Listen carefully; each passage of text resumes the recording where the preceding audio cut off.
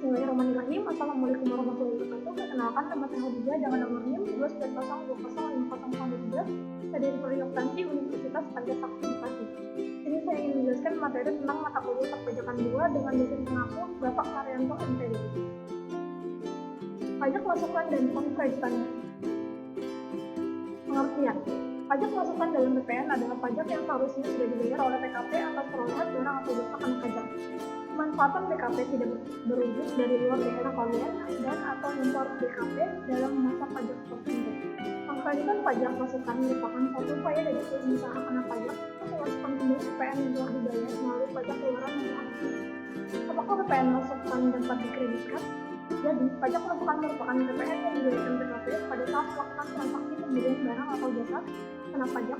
PKP pembeli akan menerima faktur pajak keluaran yang diterbitkan oleh PKP penjual barang atau jasa kena pajak. Pada akhir perhitungan masa pajak, pajak masukan dapat dikreditkan dengan pajak keluaran. Pengkreditan faktur pajak masukan. Pengkreditan faktur pajak masukan memiliki prinsip dasar sebagai berikut. Yang pertama, pajak masukan dalam suatu masa pajak dikreditkan dengan pajak keluaran untuk masa pajak pertama. 2. Pajak pemasukan atas perolehan barang modal sebelum memproduksi atau sehingga belum melakukan penyerahan kena pajak dapat dikreditkan. 3. Pajak masukan dapat dikreditkan sepanjang BKP atau JKP terkait berhubungan langsung dengan kegiatan usaha melakukan penyerahan kena pajak. Kegiatan mengkreditkan pajak masukan ini akan menghasilkan 3 kemungkinan, yakni 1. Nominal pajak masukan dalam suatu masa pajak lebih kecil ketimbang jumlah pajak keluaran yang dipungut. Konsekuensinya, selisih kelebihan pajak keluaran wajib disetorkan ke kas negara. 2. Nominal pajak masukan dalam suatu masa pajak lebih besar dibandingkan nominal pajak keluaran yang dipungut. Atas hal ini, selisih kelebihan pajak masukan tersebut dapat dikompensasi ke masa pajak berikutnya atau bisa ditimpakan pengembalian atau restitusi. 3. Nominal pajak masukan dan keluaran sama besar. Syarat pengkreditan faktur pajak masukan.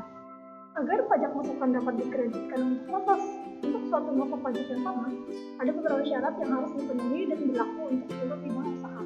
Syarat-syarat tersebut antara lain: yang pertama, tercantum dalam faktur pajak lengkap atau dokumen tertentu yang diperlakukan sama dengan faktur pajak. 2. Berhubungan langsung dengan kegiatan usaha. Sementara pengkreditan pajak masukan tidak dapat diberlakukan bagi jenis pengeluaran sebagai berikut. Yang pertama, pengeluaran atas BKP atau JKP saat usaha belum dikukuhkan sebagai BKP. Kedua, pengeluaran atas BKP atau JKP yang tidak berhubungan langsung dengan kegiatan usaha. Artinya, pengeluaran yang bukan untuk kegiatan produksi, distribusi, pemasaran, manajemen tidak bisa dikreditkan. Batas waktu pengkreditan pajak masukan. Dalam dunia usaha tak jarang terjadi kesalahan administrasi yang sering dilakukan dari sekalian. Contohnya, faktur pajak belum dikirimkan kepada lawan transaksi. Hal ini membuat lawan transaksi yang menerima BKP atau JKP tidak dapat membuat faktur pajak masukan untuk dilaporkan. Pengkreditan faktur pajak masukan sebagaimana diatur dalam Undang-Undang PPN menyebutkan adanya toleransi keterlambatan yakni 3 bulan setelah berakhirnya masa pajak yang bersangkutan. Hal ini diatur dalam pasal 9 ayat 9 Undang-Undang PPN 1984 dan secara spesifik menyebutkan pajak masukan yang dapat dikreditkan tetapi belum dikreditkan dengan pajak keluaran pada masa pajak pertama. Saat dikreditkan pada masa pajak berikutnya paling lama 3 bulan setelah berakhirnya masa pajak yang bersangkutan sepanjang belum dibebankan sebagai biaya dan belum dilakukan pemeriksaan.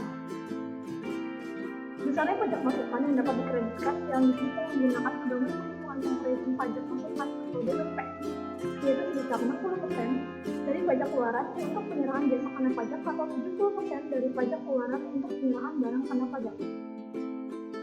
Jenis PPN atau pajak masukan tidak dapat dikreditkan.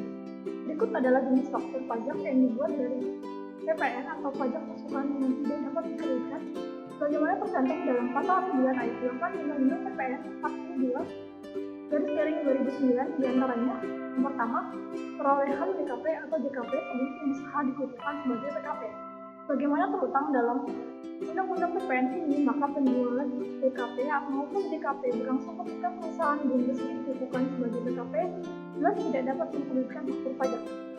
Pengukuhan sebagai PKP menuntut sejumlah syarat yang harus dipenuhi. Meski seluruh dokumen dan persyaratan sudah lengkap, tetap ada proses yang wajib dilalui seperti survei atau verifikasi oleh petugas terkait.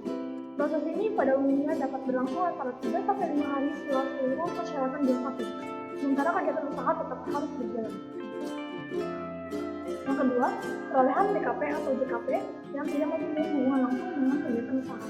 Penyebab pajak masukan tidak dapat dikreditkan berikut adalah karena perolehan BKP maupun JKP tidak punya kaitan langsung dengan kegiatan usaha.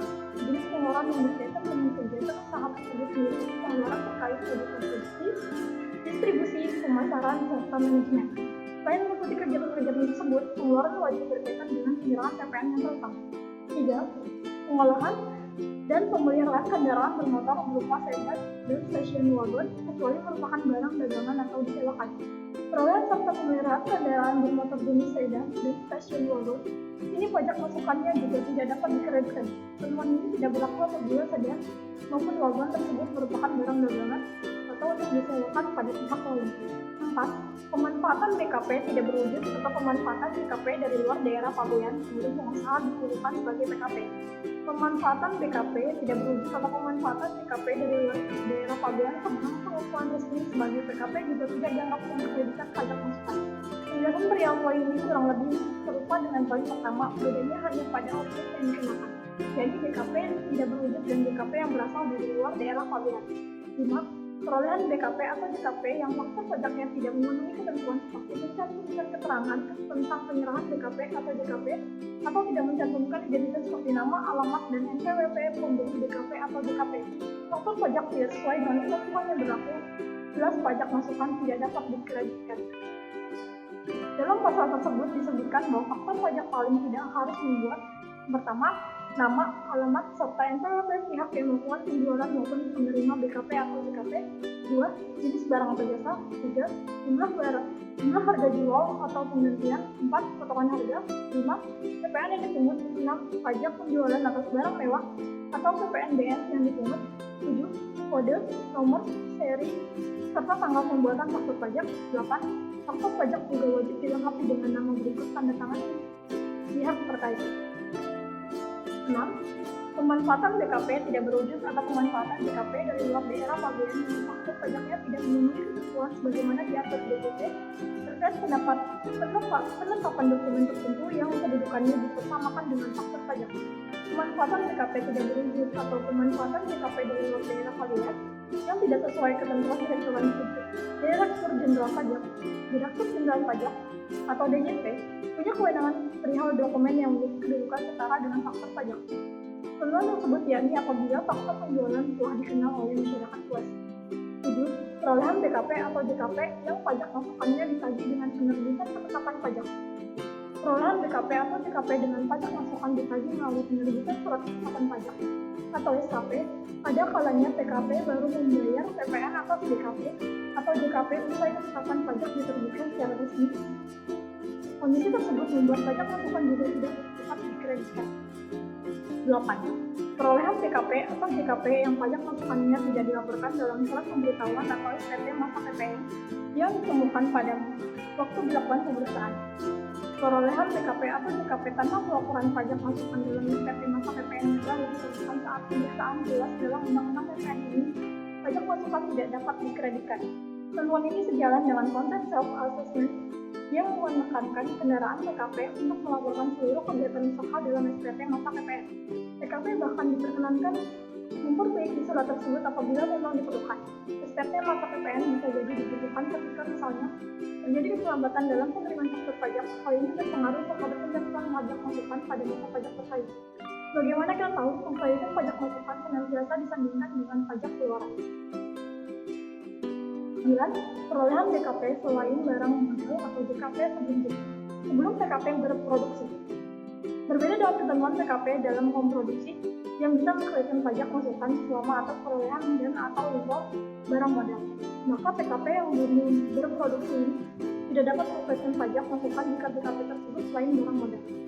Itulah 9 jenis PPN atau pajak masukan tidak dapat dikreditkan atau alasan penyebab faktur pajak yang diperoleh tidak dapat dikreditkan.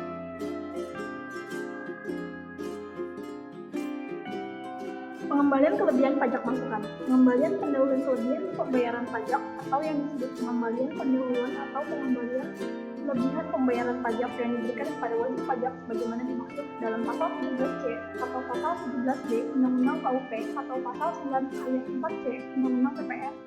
Pengembalian pendahuluan dapat dilihat kepada 1. Wajib pajak kriteria tertentu, 2. Wajib pajak persyaratan tertentu, 3. Usaha kena pajak berisiko rendah. Jangka waktu penerbitan surat pemberitahuan tidak dapat diberikan pengembalian pendahuluan. Wajib pajak kriteria tertentu: A. PPH 3 bulan, B. PPN 1 bulan sejak tanggal diterimanya permohonan. Wajib pajak persyaratan tertentu: A. PPH OP 15 hari kerja, B. PPH badan 1 bulan, C. PPN 1 bulan sejak tanggal diterimanya permohonan. 1. TKP atau pengusaha kena pajak berisiko rendah yaitu 1 bulan sejak tanggal diterimanya permohonan. 2.